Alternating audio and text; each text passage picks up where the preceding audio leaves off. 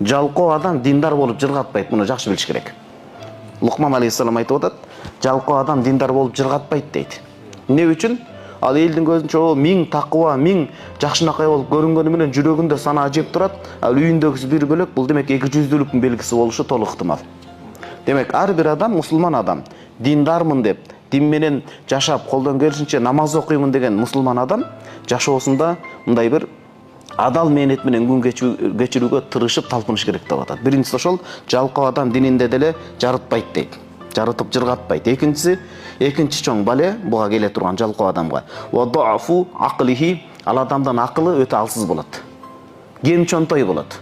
Толук кандуу ой жүгүртө албайт ал адам. Ал адамдан кеңеш сурабаш керек. Өзү курсагы эси тартып, күнүмдүк тамак аш менен алек болуп, күнүмдүк тамак аштан курсагын кампыйтып тойгузуудан ары ойлоно албаган адамдан кантип биз ишенип кеңеш сурайбыз? Бул кеңеш суроо, бул өтө чоң нерсе да.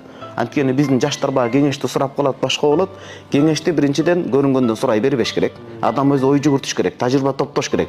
Такыр мындай бир жашоосу тунарып, мындай бир туңгуюкка кептелип, бир алдынан чечим көрбөй атканда гана ошондо да ынсаптуу аалымдан, жашоодон тажрыйба тапкан адамдан барып кеңешиш керек. Кеңешкенде дагы ал нерсени анан акылы менен кабыл алыш керек болот адамда. Карасаңыз